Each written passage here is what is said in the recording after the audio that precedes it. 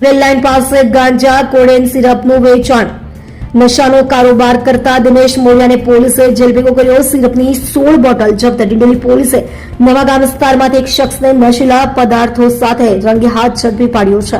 પકડાયેલ આરોપી railway line જેવા જાહેર સ્થળનો ઉપયોગ કરીને યુવાધનને નશાના રવાડે ચડાવવાનું કામ કરતો હતો, જેને હવે જેલના સળિયા પાછળ ધકેલી દેવામાં આવ્યો છે. રેલવે લાઇન પાસે જાહેરમાં ચાલતું હતું વેચાણ. ડિંડોલી પોલીસને ચોક્કસ બાતમી મળી હતી કે નવાગામ શિવ હીરાનગર પાસે આવેલા ઉધનાથી મુંબઈ જતી રેલવે લાઇન નજીક એક ઈસમ જાહેરમાં નશીલા પદાર્થોનું વેચાણ કરી રહ્યો છે. આ સ્થળ અવર જવર વાળું હોવા છતાં આરોપી નિર્ભય બનીને ત્યાંથી પોતાનો ગેરકાયદેસર ધંધો ચલાવતો હતો. પોલીસ સર્વેલન્સ ટીમે આ વિસ્તારમાં બોજ ગોઠવીને રેલવે ટ્રેક પાસે શંકાસ્પદ હાલતમાં ઉભેલા ઈસમને કોર્ડન કરી લીધો હતો, જેના કારણે તે ભાગી છૂટવામાં નિષ્ફળ રહ્યો હતો. આરોપીની ઓળખ અને ધરપકડ. પોલીસે સ્થળ પરથી 30 વર્ષીય દિનેશકુમાર સહદેવ મોરિયાની ધરપકડ કરી છે.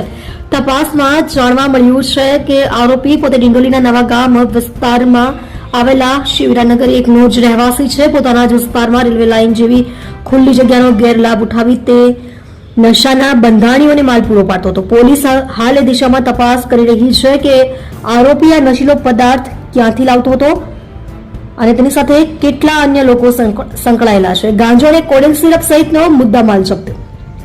તલાશી દરમિયાન પોલીસે આરોપી પાસેથી નશીલી વસ્તુઓનો મોટો જથ્થો મળી આવ્યો હતો, જેમાં 162 ગ્રામ વનસ્પતિજન્ય ગાંજો કિંમત ₹8,100 અને પ્રતિબંધિત કોડેન સિરપની 16 બોટલો કિંમત ₹22,592 મળી આવી હતી. આ ઉપરાંત પોલીસે આરોપી પાસેથી એક મોબાઈલ ફોન અને 1,700 રોકડા જપ્ત કર્યા છે. આમ કુલ 32,892 નો મુદ્દામાલ પોલીસ દ્વારા કબજે લેવામાં આવ્યો. એનડીપીએસ એક્ટ હેઠળ કાયદેસરની કાર્યવાહી. ડિંડોલી પોલીસે આ મામલે narcotics, drugs and psychotropic substance act હેઠળ ગુનો નોંધીને કાયદેસરની કાર્યવાહી હાથ ધરી છે. જાહેરમાં નશાનું વેચાણ કરીને કાયદાના લીરે લીરા ઉડાડતા તત્વો સામે પોલીસે કડક વલણ અપનાવ્યું છે.